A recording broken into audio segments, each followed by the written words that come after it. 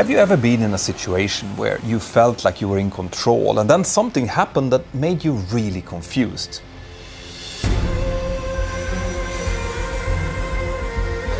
Pilots spend a lot of time briefing and preparing for different scenarios, but what happens when something completely unexpected occurs at precisely the wrong moment and changes everything?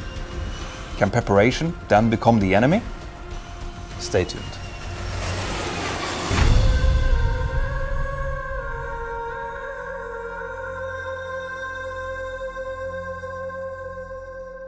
The story of flydubai Flight 981 started in Dubai on the 18th of March 2016. At around 8:45 in the evening, a flight crew consisting of 2 pilots and 5 cabin crew met up in the flydubai crew room at Dubai Airport to start preparing for the night shift that they had ahead of them. They were scheduled to operate 2 flights, starting in Dubai in the United Arab Emirates, flying up to Rostov-on-Don in the Russian Federation and then back again home to Dubai. The departure was scheduled for 21:45 Dubai time and would then land around 4 hours and 35 minutes later, meaning that the crew would not be back home again until later than 6 o'clock in the morning.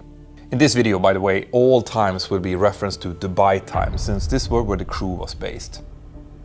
Now, even under normal circumstances, a flight like this through the window of circadian law would be quite challenging. But when the pilots started looking through their briefing material, they also realized that the weather in Rostov-on-Don was far from ideal.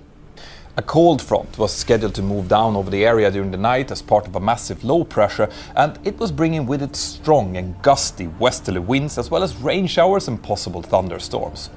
Now, flydubai had provided their crews with special briefs when they had to fly into the Russian Federation. They did that since they would sometimes have to fly on meters instead of feet, and also because some Russian airports still gave their pressure settings in QFE, meaning in reference to the airport altitude rather than the QNH, which uses the sea level as reference. On top of that, Rostov-on-Don was considered to be an extra complicated airport due to the frequent wind shears that could appear there when strong winds were forecasted, as well as a shallower than normal ILS glide slope of 2.4 degrees. Because of that, it was designated as a captains-only airport, and that was for both landing and takeoff, and the pilots were discussing that as part of their preparation. Both pilots had been flying a lot during the previous 28 days, but they both had more than sufficient rest before the flight and were feeling quite fit for the task. They had never flown together before, but this is not that uncommon in large airlines when there are thousands of pilots working together. The captain was 38 years old and had a total flying experience of just under 6,000 hours. He had flown the majority of this time, 4,682 hours, on the Boeing 737 that they were now about to operate. But he had only just over 1,000 hours of command experience on it.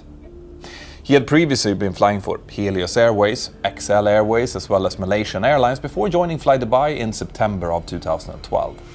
The first officer was 37 years old and had a similar experience as the captain with a total time of just under 5,800 hours, but only 1,100 hours on the 737-800. His previous experience came from flying Cessna 421s, ATR 42 and 72s, as well as a bit of Airbus A320.